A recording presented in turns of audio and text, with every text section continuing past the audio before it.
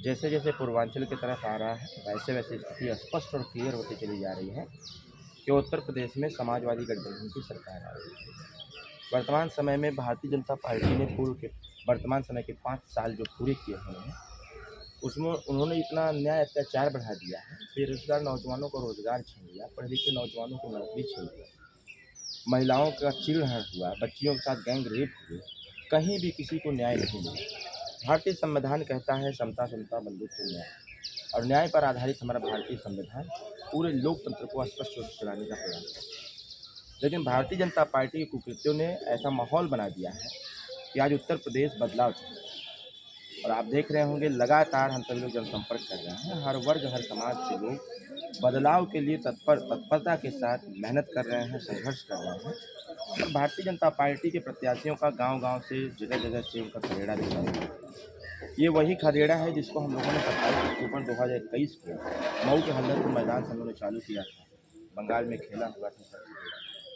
परिवर्तन की लहर है और आने वाले समयों में अखिलेश यादव जी को मुख्यमंत्री बना करके उत्तर प्रदेश में वो परिवर्तन लाया जाएगा जिससे सबके साथ न्याय हो सके, सबके साथ समान व्यवहार हो सके, बच्चों को शिक्षा मिल सके, बेरोजगार नौजवानों को रोजगार मिल सके। जो पढ़े लिखे नौजवान आज दर दर के ठोकरें खा रहे हैं, लगभग 34 लाख वैकेंसी सरकार ने लूट लिया था उत्तर प्रदेश के नौजवानों का, उनको हम लोग रोजगार नौकरी का अवसर देंगे सरकार बनाने के बाद। जिन बच्चियों के साथ गैंगरेप हो जा रहे हैं और न्याय तक नहीं हो पा रहे हैं, रात को 12 बजे जिंदा लाशें जला दी जा रही हैं, मतलब मैं जिंदा लाशें मैंने कहा है, जिंदा लाशें जला दी जा रही हैं, उनको समझिए मर गया है। ये सारी चीज़ें इस चीज़ को प्रदर्शित कर रही हैं कि उत्तर प्रदेश में बदलाव अब आना लाजमी भी है, लोग लगे भी हैं। इस बार शिवपुर में चुनावी मुद्दे क्या हैं? देखिए प्रथम दृष्टिया तो परिवर्तन, क्योंकि सारी चीज़ें एक ही में समायोजित हो जाती हैं परिवर्तन। शिवपुर में भारतीय जनता पार्टी शिवपुर क्या पूरे उत्तर प्रदेश में वो विकास का ढिढोरा पीटती है और उसका ज्वलंत उदाहरण है अपना शिवपुर विधानसभा। आज एक भी ऐसे रास्ते नहीं हैं जिसको कि सही प्रकार से उसका निर्माण कराया गया है, और हुआ भी है तो उसमें इतना भ्रष्टाचार हुआ है कि अगर चाप के ब्रेक मार दिया जाए तो टायर के साथ साथ सड़क भी उसमें लिप्त हो जाता है।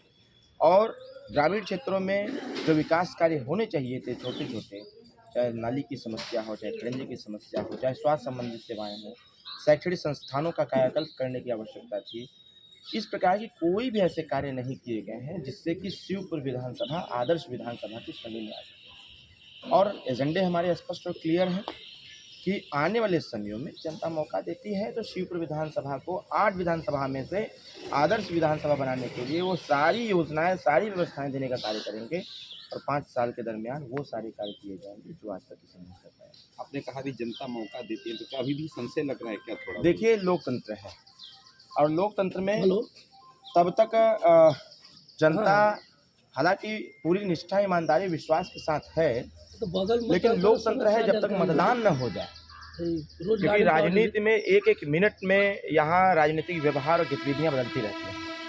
हो सकता है आने वाले समय में प्रचंड हो जाए, हो सकता है कहीं से कुछ वैसी स्थिति उत्पन्न हो जाए जिससे कि जनता स्पष्ट बहुमत न दे पाए।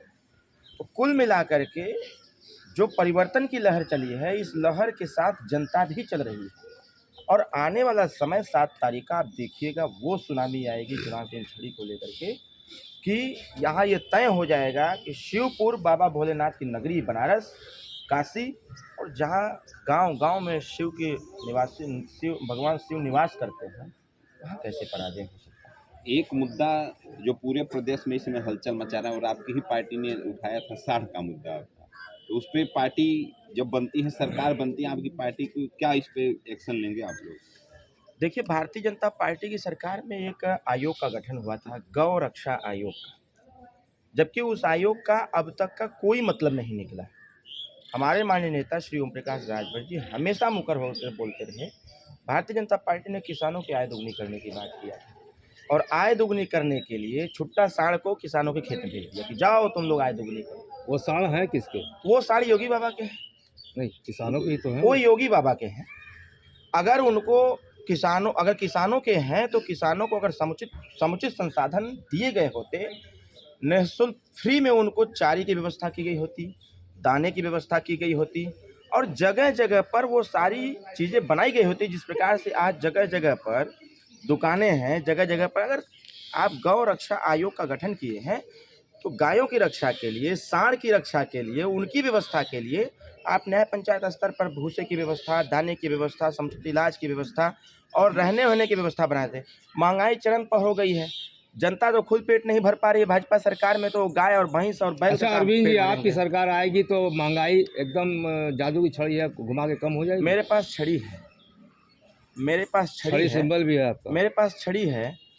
और ये जो छड़ी है ना, आने वाले समयों में वो करके दिखाएगी इस चीज़ को। क्योंकि देखिए, भारतीय जनता पार्टी ने जिस प्रकार से टैक्स को बढ़ाने का प्रयास किया है, वैट को बढ़ाने का प्रयास किया है, ये सारी प्रक्रियाएं कहीं ना कहीं जितने का सामान ले रहे हैं, जबकि इन्होंने जो एजेंडा तैयार किया था कि गुड्स और एसेट्स पर जितना टैक्स देने की बात किया कि जहां मैन्युफैक्चरिंग होगी वहीं पर सारे टैक्स काट लिए जाएंगे, लेकिन उन्होंने नीचे से लेकर ऊपर तक 18% लेकर के 28% जीएसटी देने का कार्य किया, 18% 28% तक वैट देने का प्रयास किया। ये सारी प्रक्रियाएं जो हैं, हमारी सरकार बनते ही बहुत सारी योजनाओं को निःशुल्क तौर पर वितरित किया जाएगा। एक योजना का लाभ जिस जनता को भारतीय जनता पार्टी ने बड़ी तेजी के साथ दे रहा है, शराब का।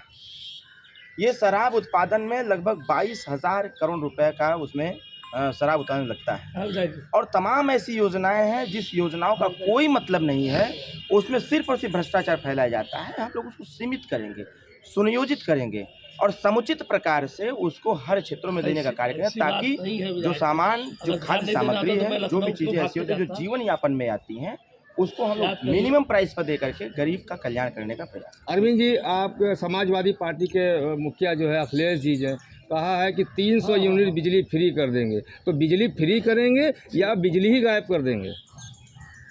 देखिए, भारतीय जनता पार्टी ने बड़ी चालाकी के साथ प्रति यूनिट बिजली समाजवादी पार्टी के सरकार में 60 पैसा 70 पैसा हुआ करती थी। इस सरकार ने बड़ी चालाकी के साथ नारा लगाया कि हम निःशुल्क कनेक्शन गरीब को देने का कार्य करेंगे। मीटर ले करके जिसके पास घर नहीं है उसके टाटी में लगा दिया, जिसके पास छोटा सा आवास है वो उसके दीवार पे चिपका दिया, कनेक्शन नहीं हुआ।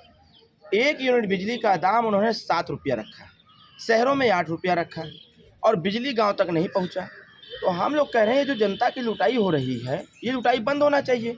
और अगर 7 रुपया 8 रुपया देने के बाद भी गांव में बिजली है तो निःशुल्क कर देते हैं। आज बाबा रामदेव का 2,200 करोड़ रुपया माफ़ किया जाता है। 68,000 करोड़ रुपया गुजराती लूट के भाग गए, आरबीआई ने उसको भी माफ़ कर दिया।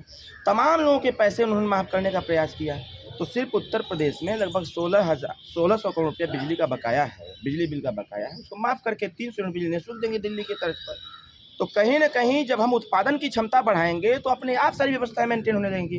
भारतीय जनता पार्टी की समाजवादी पार्टी की सरकार में जितने विद्युत उत्पादन केंद्र खोले गए थे, कुछ उद्घाटन लगभग 7 जगहों पर उद्घाटन भी हो चुके थे, लेकिन इस सरकार में आज तक एक भी ऐसे विद्युत उत्पादन केंद्र नहीं खोले गए। जब उत्पादन होगी ही नहीं और क्षमता बढ़ती जा रही है, उत्पादन होगी ही नहीं, तो फिर कहाँ से दे पाएंगे। और भारतीय जनता पार्टी पूरी लुटाई पूरा चाँप के कर रही है। इन सारी चीज़ों में निजात पाने के लिए हम लोग उसकी व्यवस्था करेंगे। विद्युत उत्पादन केंद्र जो 7 उद्घाटन के बाद 5 साल तक नहीं खोले गए, उसको खोल करके हम उत्पादन की क्षमता बढ़ाएंगे ताकि 300 यूनिट बिजली हम कम करें। शिवपुर की जनता से क्या अपने लिए अपील करना चाहते हैं? चुनाव चिन्ह छड़ी पर 7 तारीख को बटन दबाइए। भारतीय जनता पार्टी के भय, भ्रष्टाचार, अपराध और शिक्षा से निजात।